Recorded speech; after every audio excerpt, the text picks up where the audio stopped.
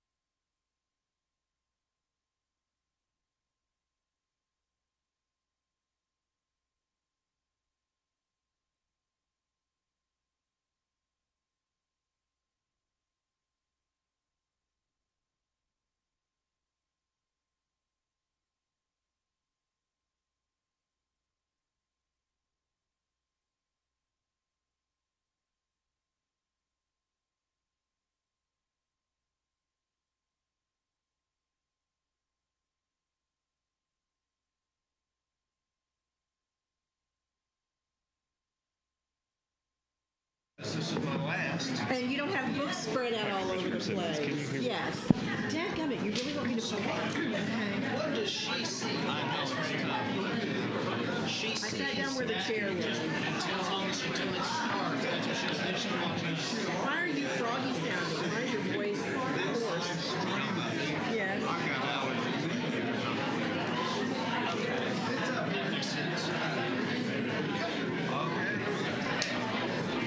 Commissioner Simmons, can you hear us?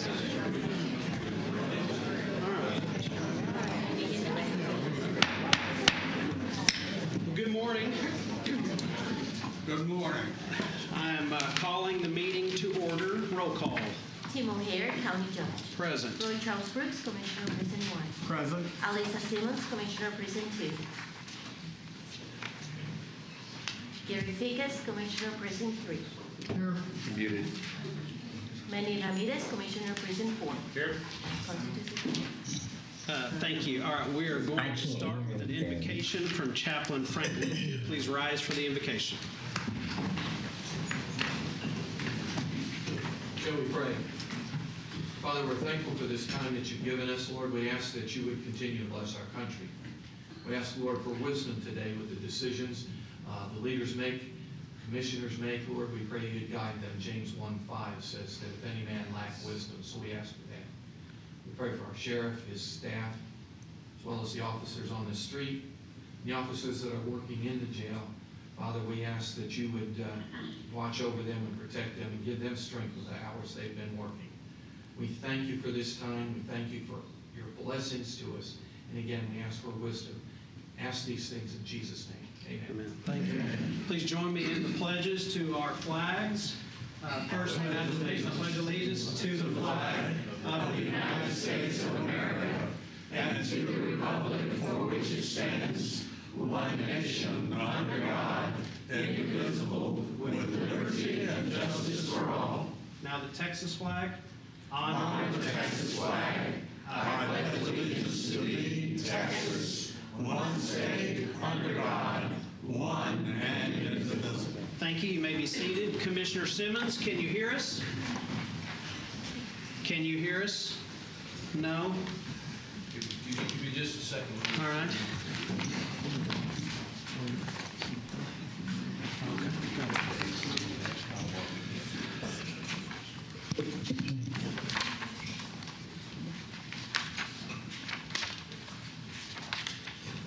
Okay, we do, while we're working on this, we do have one person signed up to speak. So we're going to go ahead and call them now before we begin the actual budget presentation that I think GK will start. And that is George Dodson, former councilman. Mr. Dodson, come on up.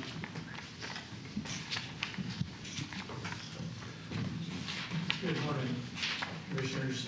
It's my pleasure to be here this morning. I come before the Commission this morning very pleased with the 2024 revenue tax, because we have promised during his campaign that there will be significant budget cuts, and the new tax rate reflects a significant decrease in our taxes. The 13% tax rate reduction and the 10% homestead exemption will bring relief to our citizens. I thank each commissioner for their focus on improving the efficiency of the county operation, and our citizens need these reductions because we're dealing with a 70% and more overall inflation rate due to the current federal administration's spending. In reviewing the budget from last year, I was very concerned when I observed over $200 million in undesignated funds. And while I haven't had time to look at this budget, and I will, in fact, I didn't know where to look. I thought this morning that I should have been looking on the budget department rather than the. But anyway, I will be doing that. One other thing I'm very concerned about is the fact that the hospital district's budget is nowhere to be found, or at least I don't know where to look, on their website. And I'm just wondering if there's some reason that it's not available in public form. I don't know. It's a $1 billion budget, and I just don't understand it. But anyway, if someone here knows knows, I'd like to know about it. Finally, I like to be able to review budgets and financial records to give myself confidence on governing bodies. While I was on the Colleyville City Council, we put financial records online to provide true transparency. Again, I haven't looked at the budget department's website. I will do that, but I hope that that's also available, because transparency is critical for our citizens to have confidence in our government operations. Thank you again so much for focusing on improving the efficiency of Tarrant County operations, providing financial transparency, and focusing on the financial impact to our citizens. Thank you so much. All right, thank you. All right, no one else has signed up to speak. Is there anyone that wants to? Okay, seeing none, GK.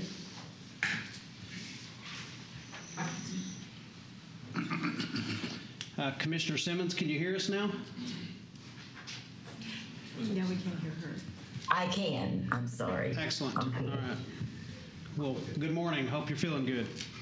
I am. Thank you. So let me first start by saying, well, good morning. And, Good morning. I know it's an hour earlier than we normally get together, but this is going to be a good day. We are going to be talking about our budget and everything. I would like to respond to one of the comments that was based on information available to the gentleman that just addressed the court. This is the first of different budget hearings that you will see.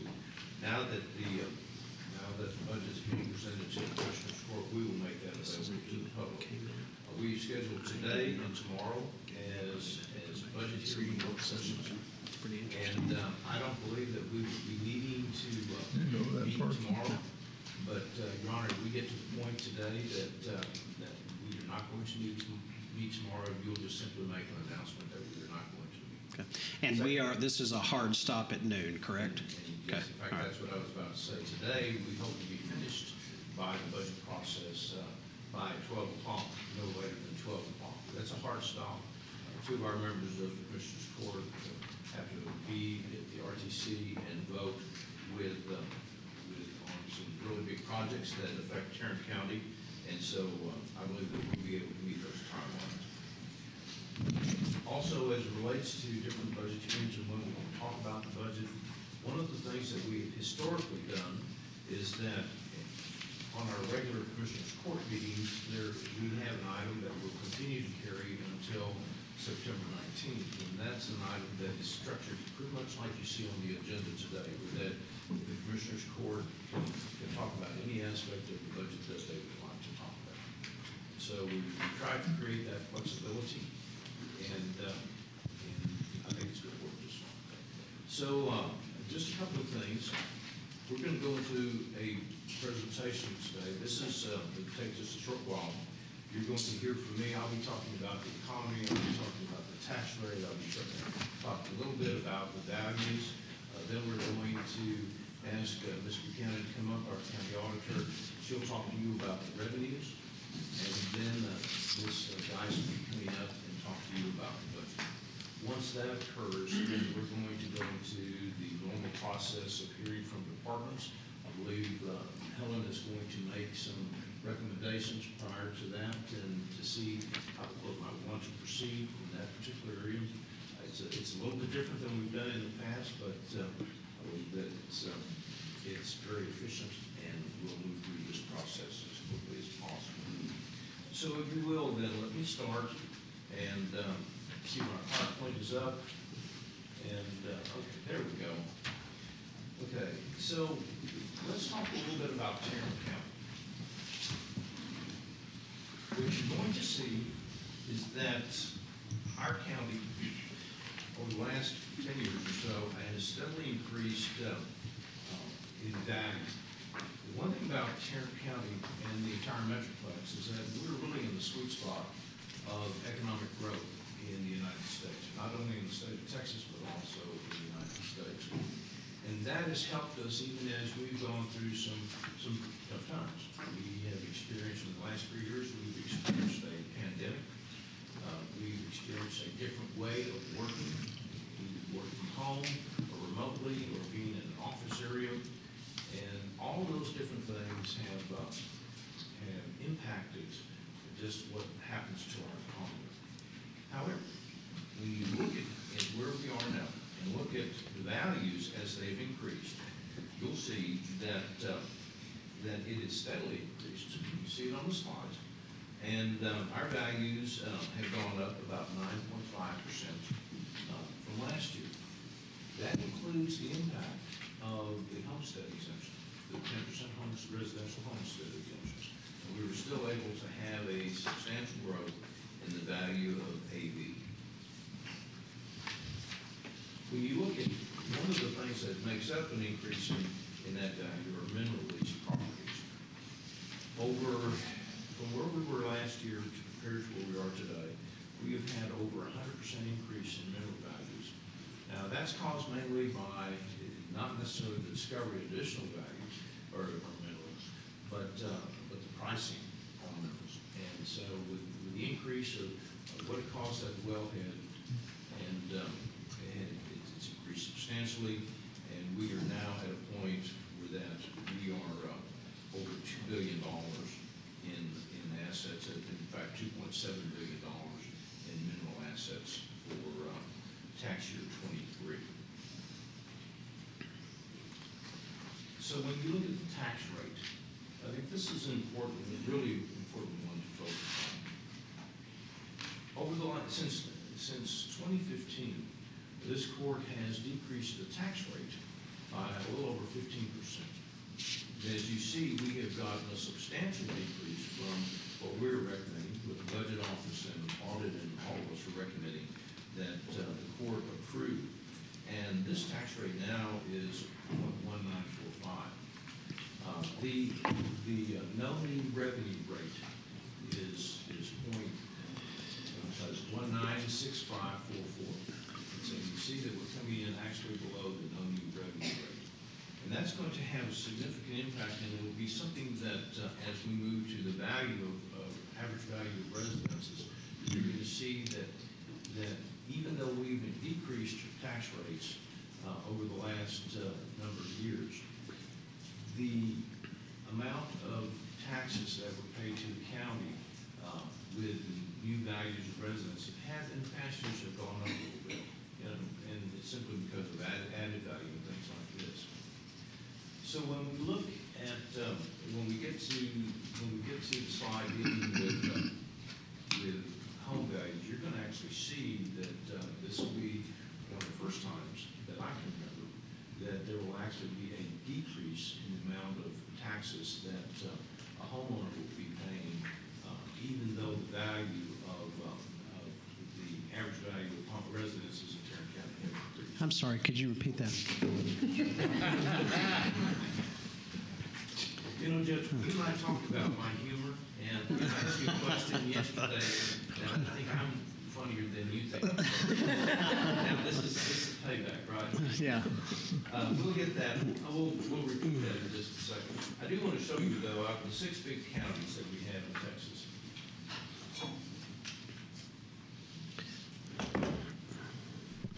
You want to speak louder or lower? Louder. Okay. So when you look at the 6 big counties in Texas, you'll see that we have. She was just saying louder. It worked. So. Okay, can you hear me now? I feel like I'm testing a cell phone somewhere. You know? So, thank you, Commissioner. Anyway, looking at the 6 big counties, this is through tax year 22, which was the current tax year we're in. We are second only to Dallas as far as being the lowest. And I have a feeling that if the court carries through with some of the recommendations that staff has, that we will in fact be one of the lowest, if not the lowest, of the big 6. So when we look at new construction value, get over here. New construction this year, we experienced a $4.7 billion increase in value. Now that's significant because it's a little bit higher than what we had last year. And as we see that, you know, we had a dip in 21, but we're starting slowly but surely moving forward again. And this is coming out of the pandemic and we're seeing more and more construction, and that value then becomes higher also. So this is what we're looking at as far as the value of the average value of a single-family resident in Tarrant County. As you see, it's gone up. It has gone up by about 6.6%, and that's good. Values need to go up. That particular number, where you're at, Yes, sir. so my understanding is we have some homes on the tax rolls at like $1. Does that average include the one we're looking at here on this average single-family home value? Are we counting the dollars into the equation? That's correct. Okay. Yeah, the value of every home that we have in Tarrant County. Okay. So when you now look at the tax rate, though, and this is what I was attempting to point out a while ago, when you look at the tax rate history, you'll see that our tax rate has consistently gone down. The value of the average value of residences have gone up, and even though our rate has gone down because of that increase in value, homeowners have had to pay a little bit more in county taxes. This year it's different. This year it's different. This will be the first year, and I said previously, that even though our rate has gone down and the value has gone up, we no longer now, or at least now, we do not see an increase in the actual dollars that be paid in county taxes as even though the value of the homes went up. It's about $44, but it's $44. It's a true decrease this year. So that's where we are. We believe that the county itself is in really good shape. We've always been fiscally conservative. I think you can see by the tax rates that we've had in the past, even though the values have been substantial, that we were able to provide a level of service that is expected by the community and that also serves the community. In conjunction with that, you're also, at least my belief and staff's belief, that the efficiencies that we have seen have been really a team effort. And it's a team effort not only with the members of the Commissioners Court, and this is a new court, but even the past courts, but also what you see at the staff level and how we're able to get to where we are. And when I talk about staff, I'm not talking just about internal staff here. I'm talking about all of the departments and elected officials that make up our Tarrant County family. You know, when you look at the work that we started with and the direction that the court gave us, and then working with our department heads and elected officials, they really understood where we were trying to go. And you don't see that in a lot of counties. And in fact, you see a tremendous amount of friction, and you don't have that here. And I think that's what makes Tarrant County stand out even more than any other county. So with that, I'm about to turn it over to Auditor's Department to talk about revenues. I would like to say, though, since this is going to be my last year with you all working on budgets and things. But anyway, and I know that most of you, all of you know this, but putting the budget together, Helen and her team did an excellent job on this. But there were other, I mean, she was the point on everything that we basically did.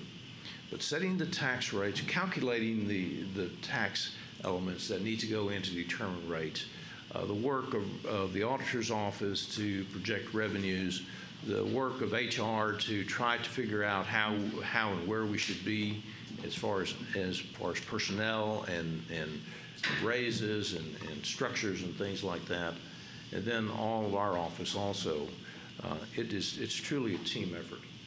Don't want to forget the tax assessor, because she eventually gets to say basically what the real values are and in those calculations.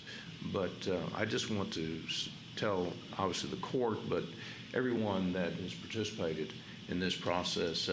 I really appreciate you guys, and y'all are going to do great, and this is going to be a really good budget process, and congratulations to the staff, and good luck to the court.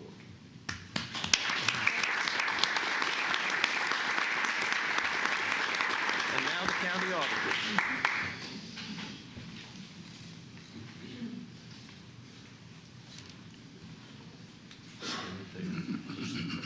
No, okay. Good morning. You have to break in these new county. I know. Good morning, Judge. Good morning, Commissioners. I'd like to say that the things that we take into consideration as we estimate revenues, several things. There's transactional data, historical data, legislative changes, and then, of course, the local economy drives a lot of the things that we do. And so with the next slide, are you sure you taught me right? Yes. This one? Okay. This slide is the representation of revenue for all the operating funds broken down by category.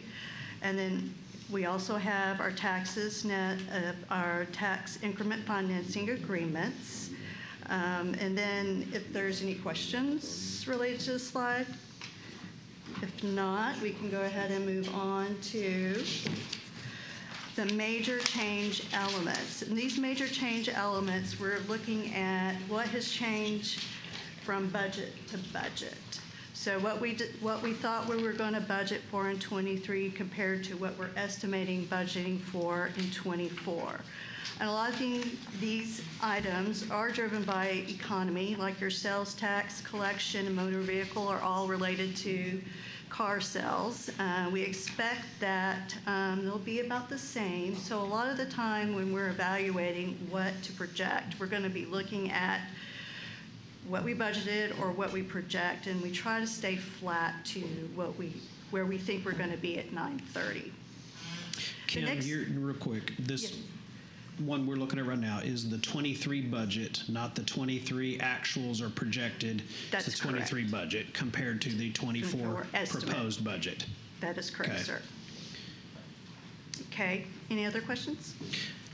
Is there a reason, I think I know the reason, but is there a reason why you don't have why you don't do the 23 projected versus the estimated? I mean, it's general accounting standards, yeah. right? Well, actually, in some cases, it depends on the revenue source. We may look at what's projected. This slide is just comparing budget to budget, and those are your major change elements. So, is that help clear up? Yes. Okay. All right. For constables' fees, we continue to see evictions rise since the pandemic. All the moratoriums ended in 21, so we keep seeing that increasing. The next couple of items tie to our real estate transactions. Because of the interest rate, people aren't wanting to refinance right now. So those deeds and warranty trusts are declining.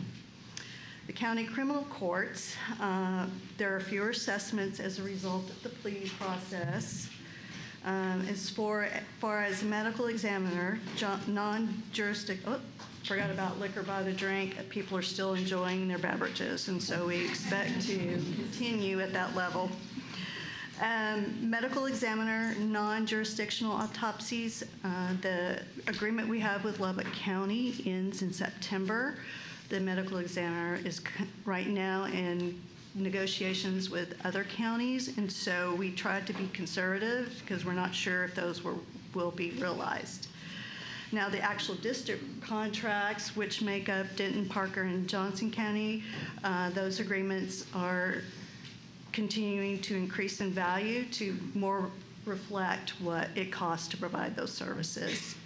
The psychiatric, this is really driven by our contract, and so this is at the direction of budget for now.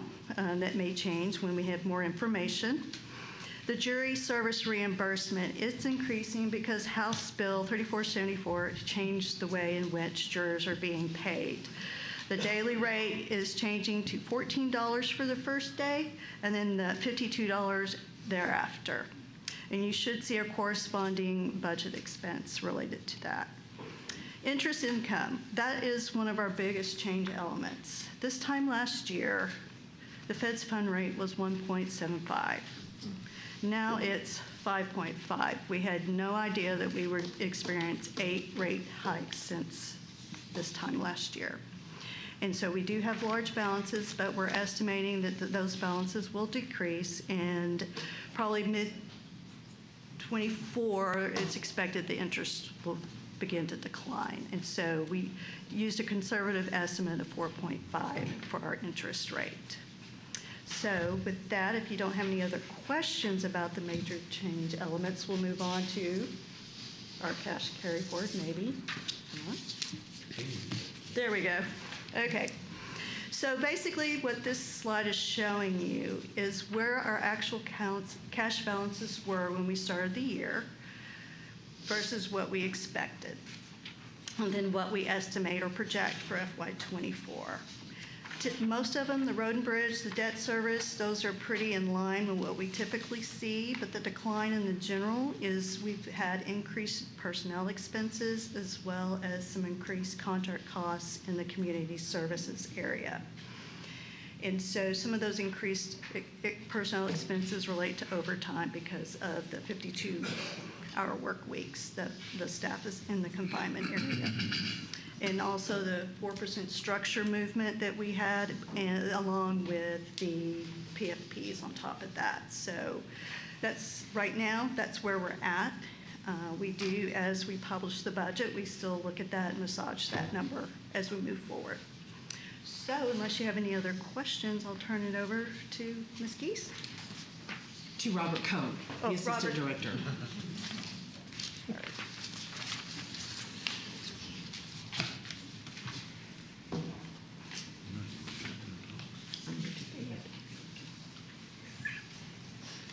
Good morning, Commissioners. Judge Robert Cohn, the Assistant Director of Budget and Risk Management. I'm here to go over some notable appropriations and the foundational elements of the recommended 2024 budget. So what we have right here is an outline of the appropriations that are recommended for 2024. Capital expenditures are recommended at $43 million. This is up from the $38.4 million capital was budgeted for in fiscal year 2023. The CIP, or Capital Replacement Fund, was established in fiscal year 2021 to fund anticipated long-term needs and replace depreciated fixed assets due to normal wear and tear or age of equipment. The fiscal year 2024 budget includes a transfer of $34 million into the CIP fund, which is a decrease from the $58.8 million that was budgeted in fiscal year 2023. The transfer to Road and Bridge sits at $18.3 million, up from $15 million in 2023.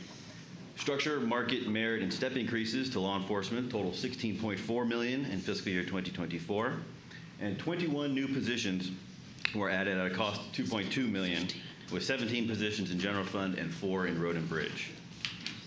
Reserves stand with a total of $82 million, with $80 million in general fund reserves and $2 million in reserves in debt service. Additionally, the budget centralizes postage expense into central services, and the IT, SAP, ERP Fund Center expenses were allocated into a separate fund center for fiscal year 2024. As mentioned, there are a total of 21 positions recommended in the fiscal year 2024 budget at a total cost of $2.2 million. Reductions in contract labor, operating subsidy, and the reduction in force, or RIF, of 8 positions offsets over $1 million of the cost of these positions. So just about half of the cost. Recommended use of general fund cash carry forward. The auditor just discussed. The fiscal year 2024 budget includes $167 million in cash carry forward, or unspent allocations from the prior year's budget. This one-time source of funding is used to offset the cost of one-time expenses, some of which we've already discussed previously. Cash carry forward will provide $80 million in reserves funding. $7,082,605 is allocated to undesignated expenses. $34 million is funding for that CIP fund, and then $2.9 million of the transfer of Road and Bridge and $43.5 million for capital expenditures. Let me ask you a question about reserves. What's the basis for our reserve policy? Where do we come up with it? We've tried to adhere as close as we can to the GFOA recommended standards for the percentage of operating expenses we keep in reserves. We're not quite there with the $82 million, but we're close. And what we're trying to get to is what? How many days? Thank you. It's 90 days. It's approximately 16.7% of operating expenses. And we're pretty close to that. We're not quite there yet with this budget, but we're close to it. But Tarrant County's bond rating is AAA. So obviously they're content with where our reserves are. Okay. Yes, Jeff. Thank you. Next up, look at the employee compensation. So this slide outlines the impact of the employee compensation structure that the court approved on August 1st. The 3% merit is $5.9 million with $747,251 for structure and market increases. Law enforcement structure increases total $6.8 million, about $6.8 million, and law enforcement step increases cost $2.1 million. The 3% merit for those employees in the Road and Bridge Fund is $537,672, with $116,790 of that for structure and market increases. So the total compensation package for 2024 sits at $16,400,731. So as GK discussed earlier, we have made reductions in our proposed tax rate. So this is a comparison of the proposed tax rate of 0.1945 to our current tax rate of 0.224. This includes a decrease in the M&O rate to maintenance operations from 0.206873 to 0.178836, and a decrease in the debt service rate from 0.01727 to 0.015664. The 0.196544, as GK mentioned, was calculated to be the no new revenue rate. So the proposed rate is below that. And the voter approval tax rate was calculated at 0.241578, so significantly below that. So to summarize the status of our operating funds, our proposed appropriations sit at $246, so $896 million of the available revenue, as discussed by the auditor, including the cash carry forward, is $896 million. So we have a proposed budget, a balanced budget we are proposing here today. The total capital requests were $71 million, and we are recommending a total of $43 million in this budget. The total capital requests not recommended in this budget may be carried forward and requested in future budget requests. So this slide indicates the important dates that are coming up, and we've got a big one on September 19th. So on that date, you will adopt the tax rate, you will hold a public hearing and approve the budget, and you will hold a public hearing and approve compensation for certain elected officials as well. So September 19th, the next big milestone date that is coming up. With that, if there are no further questions, that concludes my portion of the presentation. I will hand it over to my director, Helen Gies, to continue the hearings. Any questions? Okay, thanks, sir. Thank you.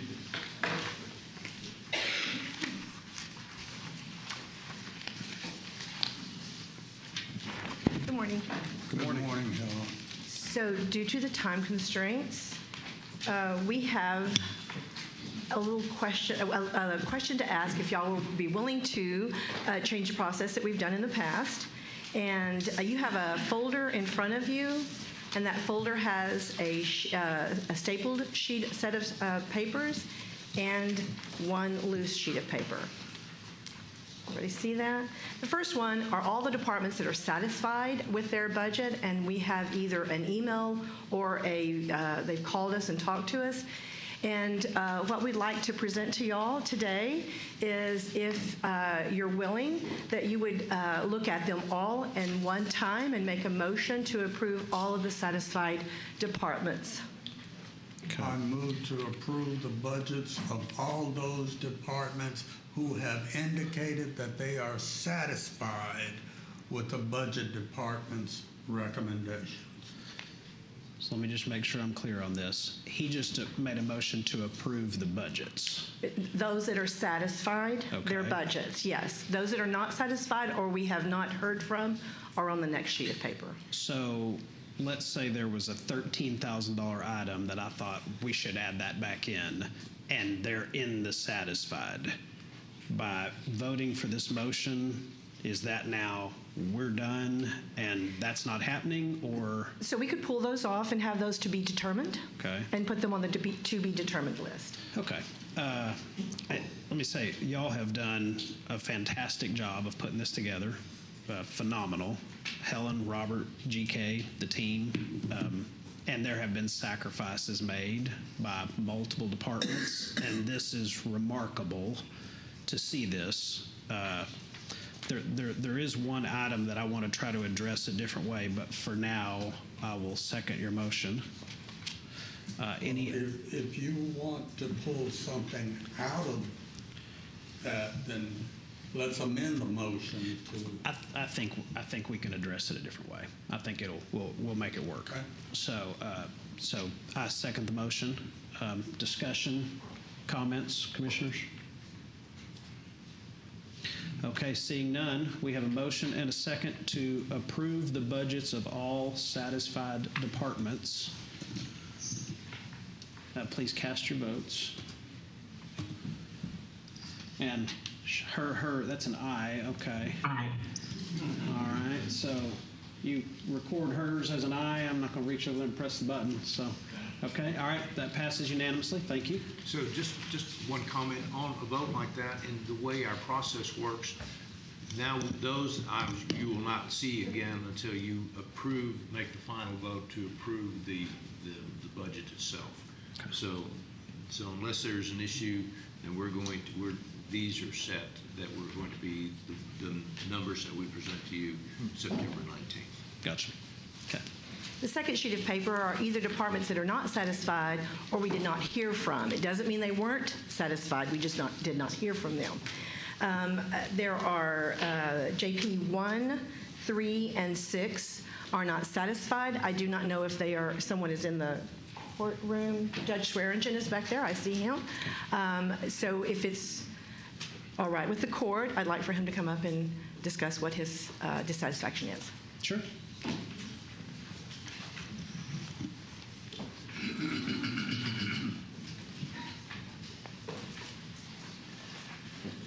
Good morning. Good morning, Commissioners and Judge. Morning, Good Judge. to see you all.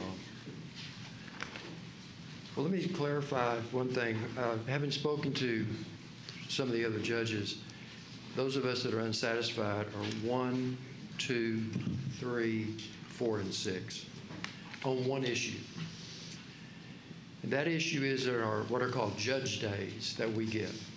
What's a judge day?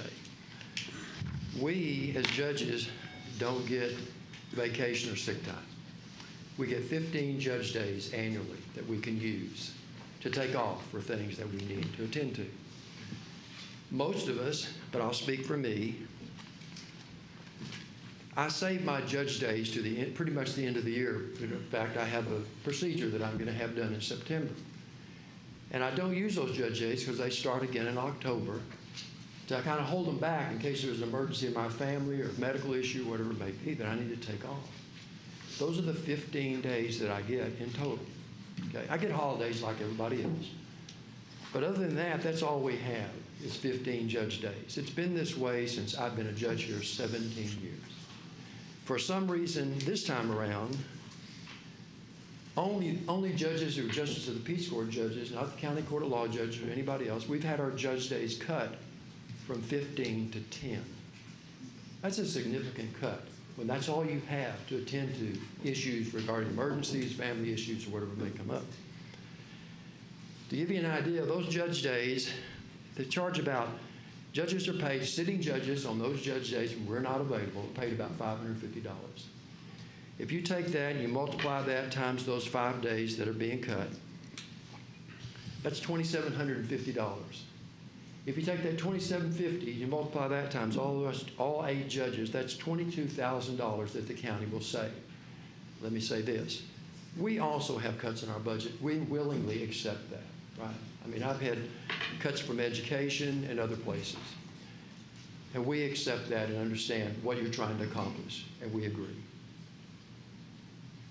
Most of the time, I will tell you that I have given back maybe 1 year out of all the years I've been here. Have I not given back all of my judge days? It's because I had a health issue at one time and some family things that I had to attend to and use my judge days, which means a judge comes in and sits in my place when I'm not available.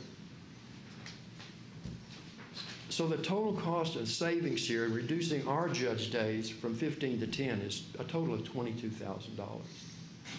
And I question, why is it that if I was told that all judges across the board were being cut from 15 to 10, I'd say we're on the same team, let's do it. But we got focused, we got singled out, and our days are reduced. And in light of the fact of how important those days are to us, and like myself, who save these days, to use them when needed, because we don't know when things are going to occur.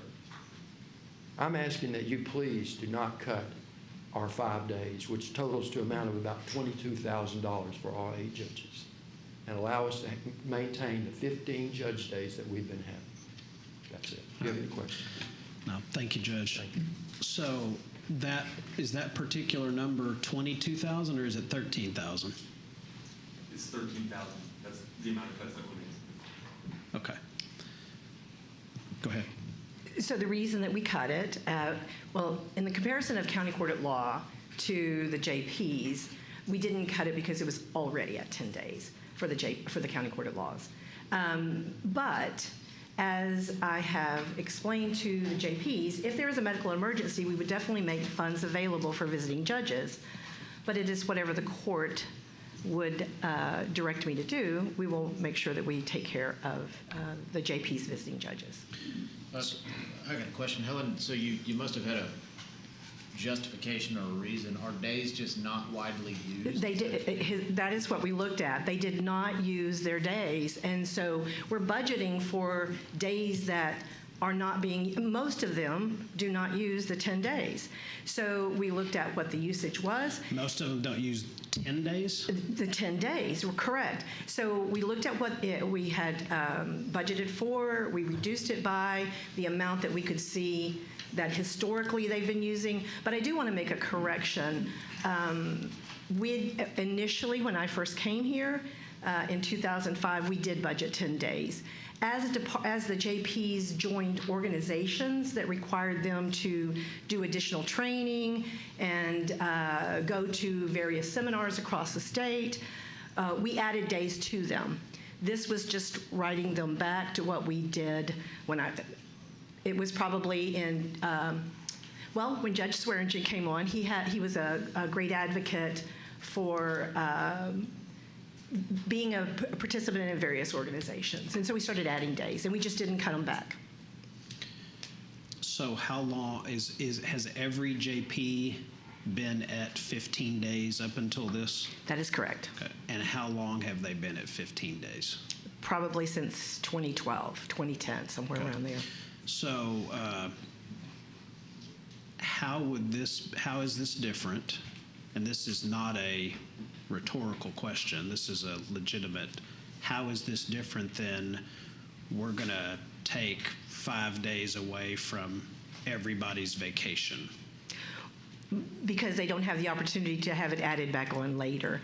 So if there is a need, if there is an organization that they are a member of that requires them to use additional days, we ask them to contact us and let us know. One JP did. We have also expressed to them that if there is an emergency medical need, then they may we will make funds available. But again, historically, it used to be 10 days. It moved up to 15 days, and with budget cuts across every department, not just the JPs. I received a lot of phone calls. I received a lot of visits to my office of various departments, large departments, small departments, with concerns of the cuts that we had made. And we were able to address their needs and tell them if they get to a point that they cannot make it with what we had budgeted for them across the board, not just the JPs, across the board, then we would revisit that around March and see where we stood. I stand by the same thing with them. They don't historically use 15 days. It was closer to 10. We put them back at the 10. Is there a mandate? So each judge, they set their own docket, right? So there's not a Correct. They set their own mandate docket. for how often they sit. Is there a mandate, Judge? Is there a mandate? Like, does the state require you to sit a certain amount of days? You know what I mean? So you're not controlling your own schedule? Or is this just, for the function of the court, you would rather have somebody fill in as opposed to just no action that day? Is that what you're saying? Well, I can only speak to my work ethic. I'm there every day, right? Unless I have to be someplace else. And I can say historically, I've been there 17 years, and it's been 15 days. Okay? And the reason that most of us return days is because we have to hold these days, hoping that we don't have to use them, that some emergency or something comes up. So we hold these days pretty much. If we don't use them, when we get to the end, we return them. It's a salary savings, right? We're just asking you not to take these away from us and deprive us of the 15 days that we may need. And it's nice to hear that they may give us days, but it doesn't change anything. Again, why is it we're singled out to cut our days when no one else is? That's the point. So, yes, and a lot of things, too, I want you to know that in justice court, unlike some other courts, a lot of our hearings are time-driven. Evictions is a perfect example. You can't just tell you, I'm just going to close my docket down for a week. Because we hear a wide variety of things that other judges don't hear. Emergency mental detention warrants, which I hear almost every day. This is another prime example. If we're not available, who's going to do it? We have to have somebody to fill in our place when we have to take off. I think clearly, even from what she said, we're not abusing these at all. We're trying to return the ones that we don't use. Just don't take it away from us when we might have an actual need for it. And let us continue to do the good work we've been doing, but you giving us the freedom to have the 15 days like everybody else does. That answer the question? How long is it? 13,000? And so, also, when you Yes, answer sir. that question, he said everybody else gets 15 days, but you said county court law gets 10 No, days. we have no set days for any other court. Okay. All right. So what's the everybody else gets 15 days thing? Well, I can tell you, I have a pretty good relationship with county court of law judges, especially the one that's right across the hall. And before any of this ever came up, he tells me he asked me one day about judge days. He has 15 judge days is what he tells me. Okay. And if you look at the budget and you subtract out the $600 and something that they're basically allowed a day, it just happens to tally up to 15 judge days for them as well. Okay. Unless you can tell something otherwise. Okay. So their salaries vary. No judge in the county court, they are based on a salary structure. So there's no set days that we give them. We give them a set dollar amount. And we don't, Judge Evans is, and then for the probate courts, it's the state, but Judge Evans is the one who appoints the judges for them. Okay. Tell me if I understand this. Collectively, they're not using 15 days, but we're budgeting for 15 days. So even though it's a small number, it's all small until it all adds up to $896 million. If you don't budget if you budget for 15, we're taxing on 15. Correct. Okay. If you budget for 10, we're taxing on 10, even though the savings per human is probably less than 1/80th of a cent. But at the end of the day, there is money available if they go over the 10 days. If every single one of them got 10 days and every single one of them used 15 days, we can move money over from where to cover those 5 days. We can move it from undesignated, or we could move it from court's judiciary. We have a special fund that's set up for any of the court needs, and JPs are one of them. Yes, and that's what I've told them. If they need it, I will make the money available. Okay. Do we ever have JPs that go over 15 days and then ask for more? Not normally. We have a situation right now where there is one that it has with a specific issue. issue. Now, he may actually be coming back much faster than That's correct. the month, but that month he would obviously go well over his 15 days. Correct. We would cover that in the budget. We've already, on Tuesday, when you see the appropriation adjustments, there will be money moved to cover 4 weeks for a just in case. Okay. And we definitely do not have a set of 15 or 10 or anything else days for county. There's not a set of judges. days. No, we do not budget. I don't budget anything for the criminal courts because if there is a retired judge that comes in, there's no cost to the county. It's the state's cost. Okay. And it's just the county court at law. Probates are done by the state. They send them also. So no, I don't budget any days. The JPs are the only ones that we've ever calculated days. Okay. So there are the not satisfied, no response. Is what the staff is intending to happen here today is every one of these we're going to say, would you like to come up and speak? And if they do, they're going to ask for something else, and we're going to sit here and vote to say, yes, you have something else, or no, you don't? Or what's the plan? Yeah, so you already taken an initial vote on all of those that are satisfied. Right. And those departments are not going to be coming up here at all. And so if there are issues like this, and that's why that list that Helen gave you shows those we haven't heard from.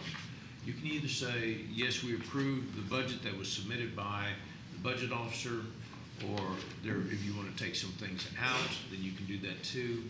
And that would be the no vote. And then the to be considered is if you want to think about an issue and you don't want to make a decision today. Okay, so we have the ability as a court to say yes, no, or we want to think about it, whichever. That's exactly okay, right. All right. Okay. Yes? So my question then is, on the not satisfied or no response, do you want to take them individually or do you want to use them as a group? Do you want to make a motion on them as a group? Oh, I think it's a good question.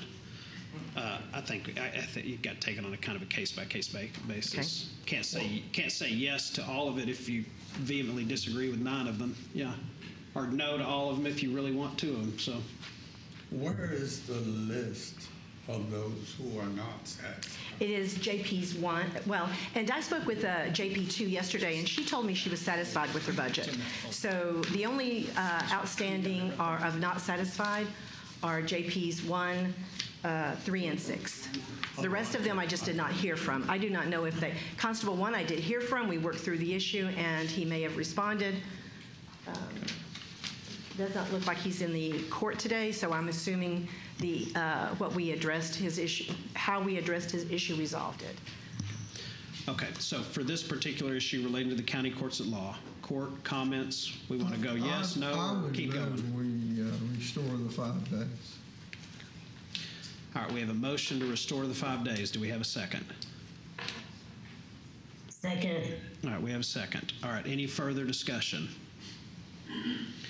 All right, please cast your votes.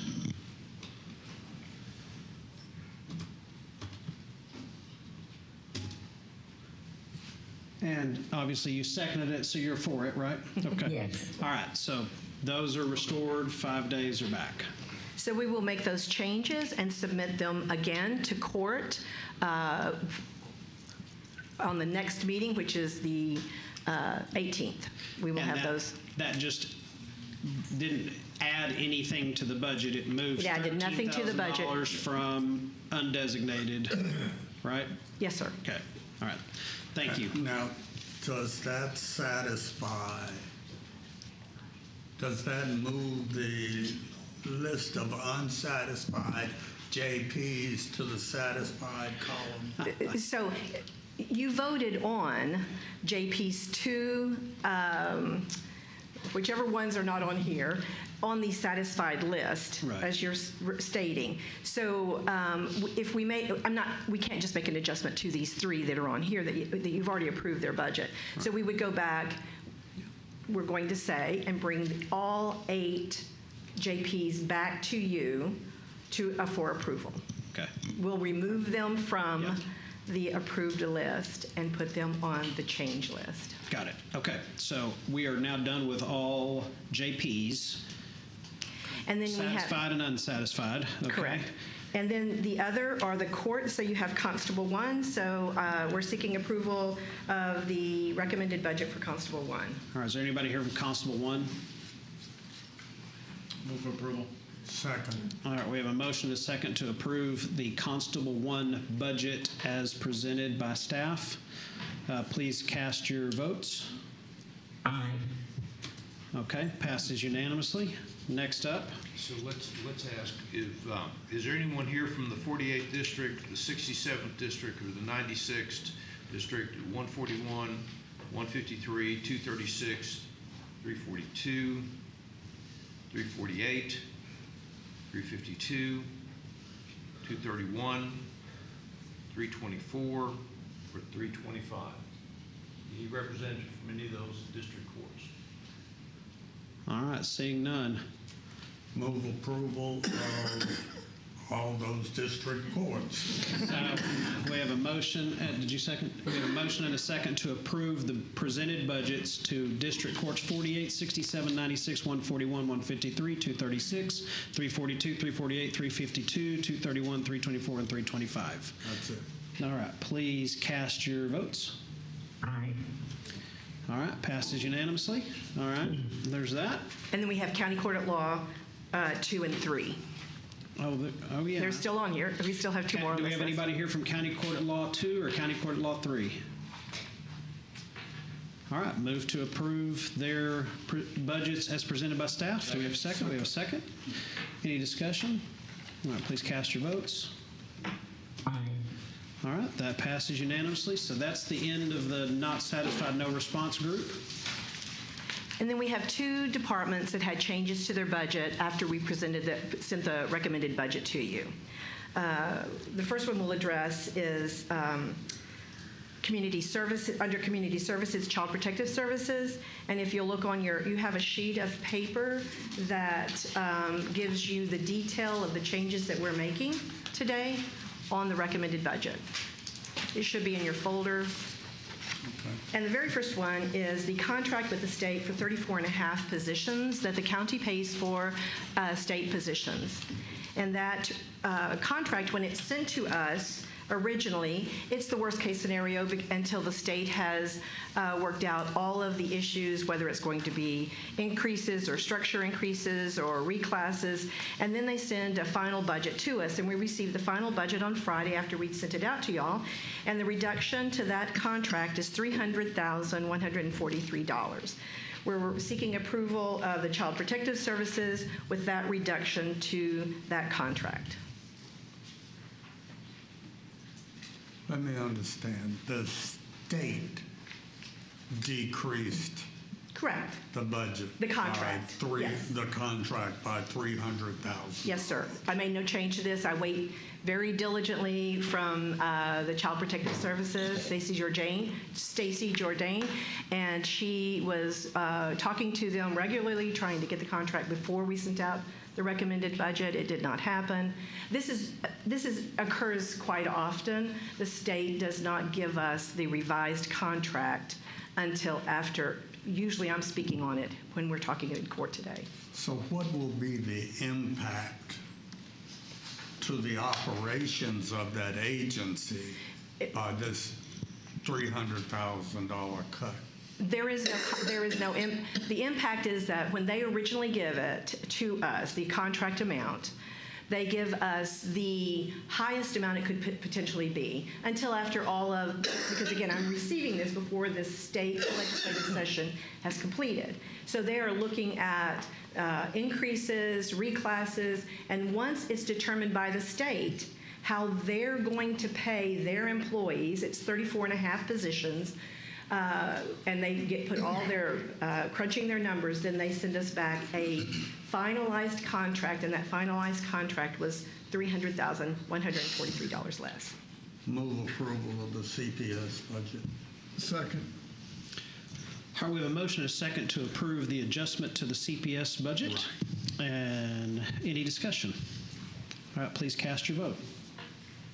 Aye. All right, passes unanimously. And then the next one that we're seeking approval on is the criminal district attorney. And the original recommendation that was made by the budget office was recommending 4 attorney positions. We've made some slight changes with working with the DA, and you'll see those also reflected on your sheet. In the CDA's administrative cost center, they're asking us to fund an additional $4,000 for law books. In the civil division, they're removing the managing attorney 1 mental health and adding a legal secretary, and so the cost of the position is less.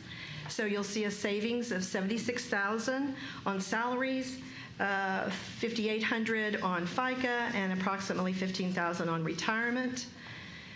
To the criminal division of it, they are asking us to remove, and these are the positions that we recommended initially. They're asking us to remove the attorney 6 and the attorney 5 and adding a general office clerk for the juvenile division. And with the salary savings, the budget savings that you'll see over to the side of approximately $170,000 in salaries, $13,000 in FICA, $33,000 in retirement, and reducing group insurance because we removed 2 and only added 1 back in. They're also asking us to increase the $2,300 for their telephone mobile. And then in the investigators, they're asking us to add 1 investigator. We did not recommend an investigator, and they're asking us to increase that. So you'll see an increase there. In addition to that, they are asking for the forensic towers that were in the capital budget to be reinstated, and we put that back in. In the course of the negotiations with the DA's office, he accepted some of his expenses to move over to his forfeiture funds. So I'm seeking approval with the changes that you see, with the reducing the attorneys that we recommended in his budget to 2 secretaries and 1 investigator. And you, Okay, go ahead. I have a question. So this is a request for 4 new positions. Did I hear that? So initially, the request was for 14 positions. We recommended 4. And so, yes, these are new positions. When we came back, and he also did a reduction in force of 4 positions. So he gave back 4 positions, and we recommended 4 positions. So I have a question. Is the DA's office fully staffed? Are there any vacancies? He's new to his office, and so I'm just wondering if he's had time to fully staff his office, if there are any vacancies there. I believe there are. I do not have a list of the vacancies right at this time. I can get the vacancies. How many vacancies are there? Is there anyone from the DA's office?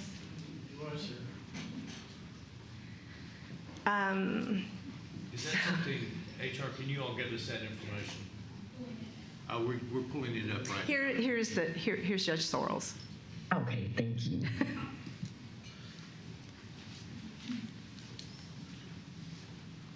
The question, if you didn't hear it. I heard it. I was in the back. Yes, we do. Good morning. We do have vacancies that as 350 employees. There is constant turnover, so you're balanced between hiring and people leaving the office. So there are currently some vacancies, yes. How many vacancies are there? I don't have the exact number. Approximately, sir. I would say that we have about 20 vacancies right now. Okay. So of the 20 vacancies, it sounds like you were looking for 14 positions. Now you're okay with 4. Can you not utilize those vacancies to get what you want in the 4 positions? Well, like one of the 4 positions is a general office clerk out at the juvenile division. Currently, there's no one at the front. If you go to our office in the juvenile building, there's no one there to greet you. If you have a question, you have to ring a bell for somebody to come. So that's one, and we can't take, like if we have an attorney position, like a reduction in force, a strategic planner that I don't need. I can't make that person a general office clerk, so you have to change them out. So there are no job descriptions or roles in those 20 vacancies that can accommodate these 4 positions. So I heard the example of the receptionist. What about the others? The investigator, we can't change any position to an investigator other than an investigator. You can't reclass. Well, not in the budget anymore. That was passed. I mean, if you want to ask for a reclass, that was before the budget, so I can't do that. And say what the 4 positions are again. It's the general office clerk. For the Go ahead. For the new positions or the 4 positions that he already did a reduction in force of? The new positions are and of course I didn't bring my glasses. They're a secretary for the juvenile division, they're a secretary for the mental health, and an investigator. And then there was a mental health position that was also out there that he left in the budget, and so that's still there. So that's the 4 positions. So the mental health crossover attorney. No, excuse me. It's the civil division that I believe he's going to use in the federal courts. Is that what you explained to me? Yes. So it's a civil division attorney, and then 1 investigator and 2 secretaries that he's adding, taking away the 4 attorneys that we originally recommended. But again, he has, for the 4 positions that we're funding in general fund, he has 4 positions that he has done a reduction in force to offset those already. All right, so we're paying for these 4 positions. He's asking for budget funds. That's what we're here for. That's how they'll be paid for if we approve this. Correct? Well, it is out of the general budget. I've reduced my force by 4 different positions, asking for 4 different ones. The one in the civil division, one was a 70, a reduced, I'm asking for a 77 and reduced to 76. It would have been a reclass, I guess technically, if you asked for a reclass, but I couldn't do a reclass because that time had already passed. The general office clerk, you can't send your strategic person over there because that's a different salary. Saving money by asking for a general office clerk and a reduced in force, a higher paying job. Okay. It just seemed odd to me to have 20 vacancies and then requesting a new position, but I understand your explanation.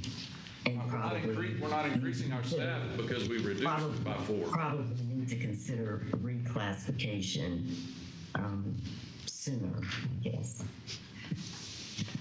Okay. Yes, sir.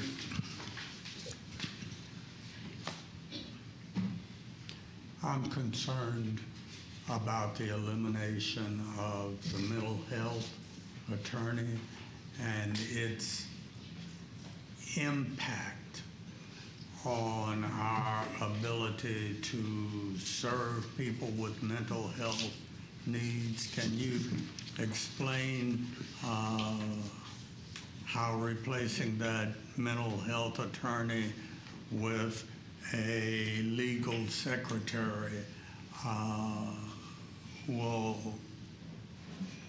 not add to inefficiencies in the mental health department? Sure. In the mental health area, we currently have 4 attorneys, and we're not reducing that number. Okay. It was a request for an additional one, and so we decided, well, we're going to try and go with the 4. We're trying to keep our budget down. We're going to go with the 4, but they could use some more support. Those 4 people could use some more support. So we changed that request from an attorney to a secretary.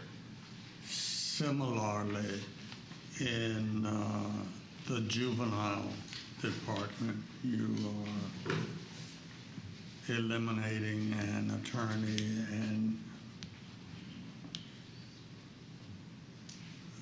and eliminating 2 attorneys and adding a general office clerk. Commissioner, so the positions. I'm concerned that this will add to the length of time that juveniles will have to stay in custody.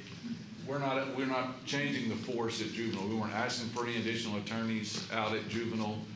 The only thing we were asking for is to have a general office clerk out at juvenile. We're not reducing any attorneys at juvenile. Okay.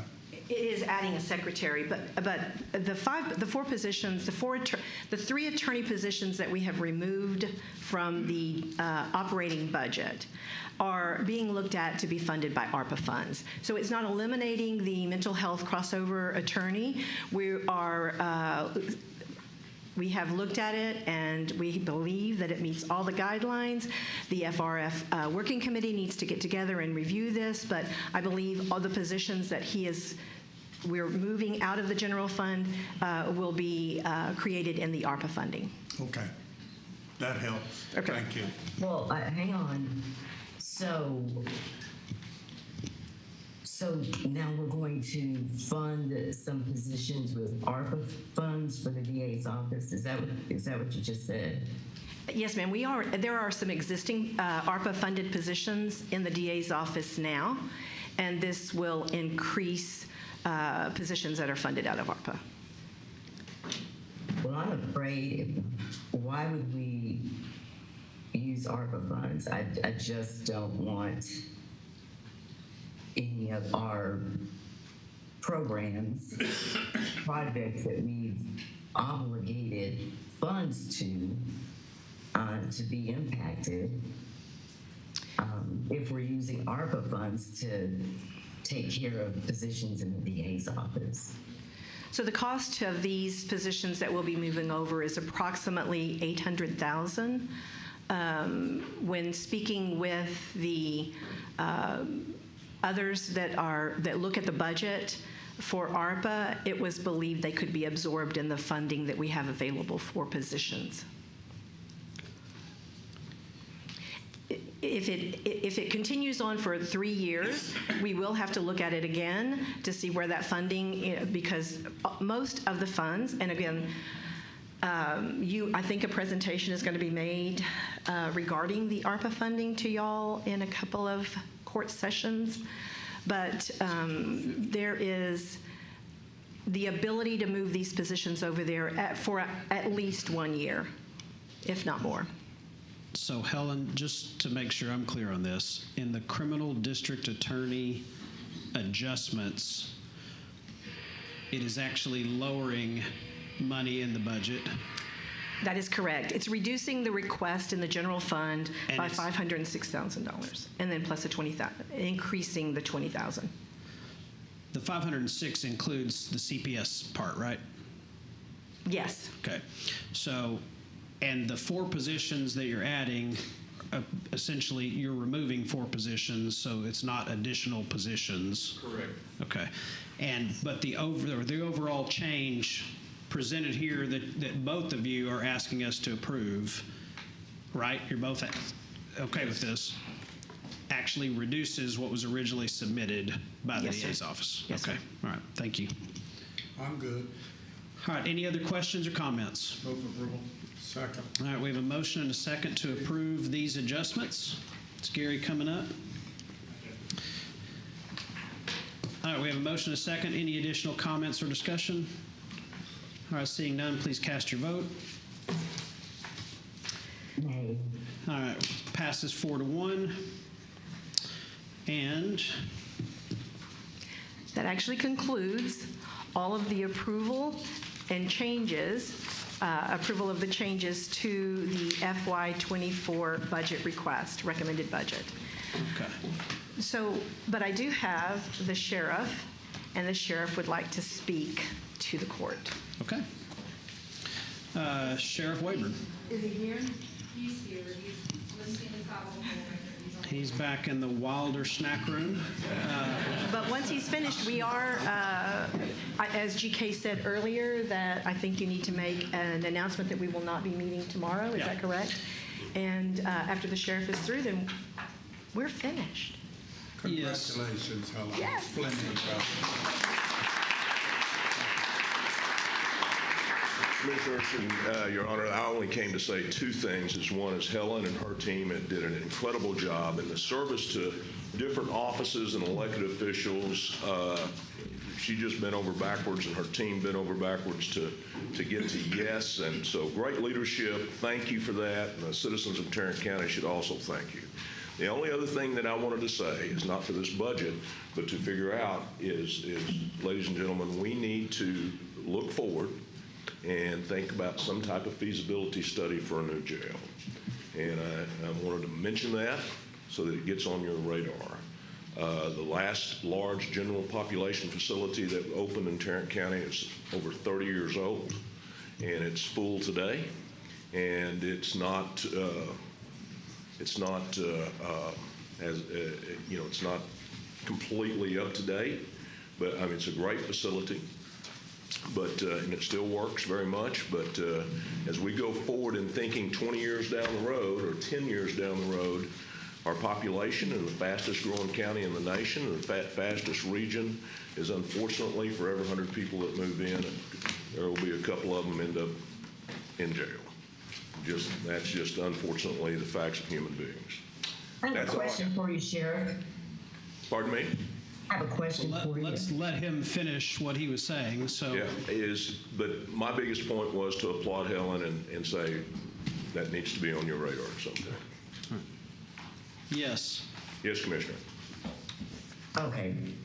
So what is the general life cycle of a prison for a county this size and across the country, across the nation? What's that usually look like? I think it ends up being between 30 and 40 years. We have Belknap open right now, and it was built in the 60s, and it is a very high maintenance facility that we have a lot of maintenance issues with, but we need it, and we're just putting the shoestring and the stuff together to try to keep her going. Thank you, sir. Thank you.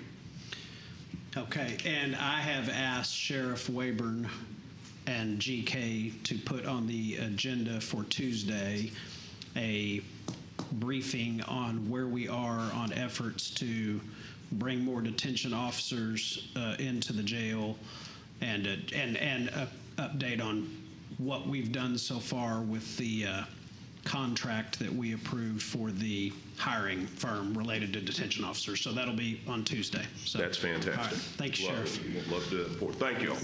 I would, Sheriff, I'd just like to say for the record that I'm not in favor of building a new jail until we've got everybody who is incarcerated in the jail purely because they can't afford to write a check to get out.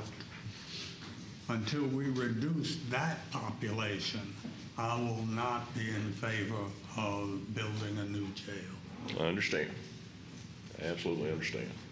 And it's an awful thing to do is build a new jail, but a practical public safety issue.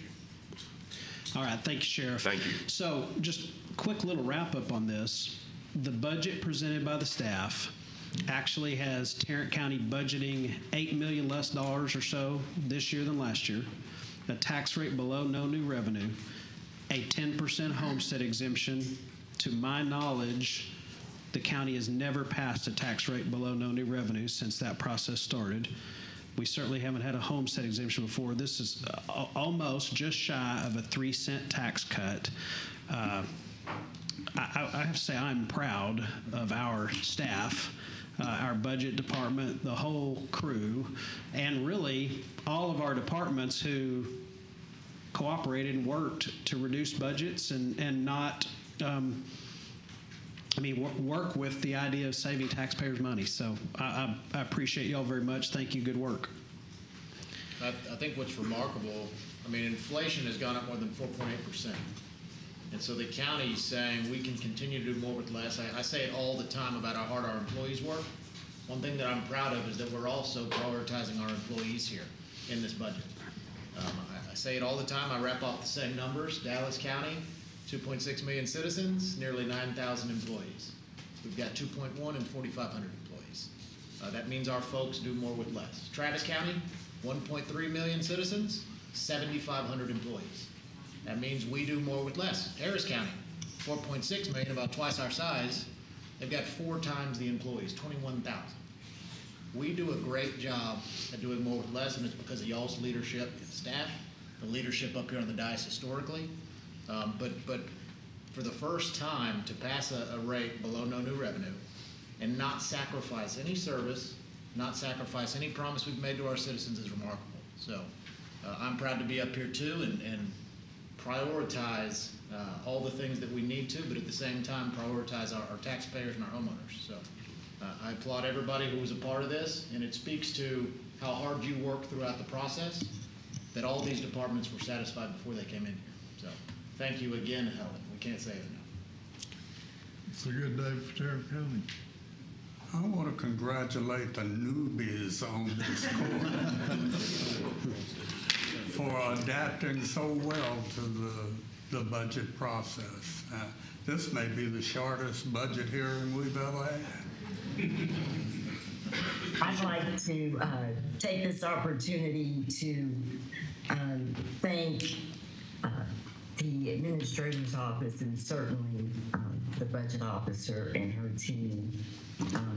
Commissioner Brooks, this may be the shortest budget hearing process, initial budget hearing process, because I bugged the heck out of Helen and got all my questions answered in advance.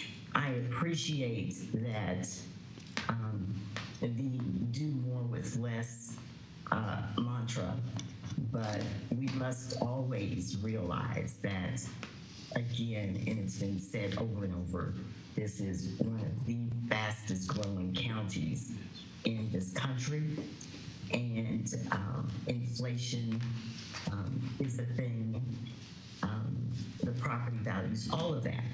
And so we still have services to provide.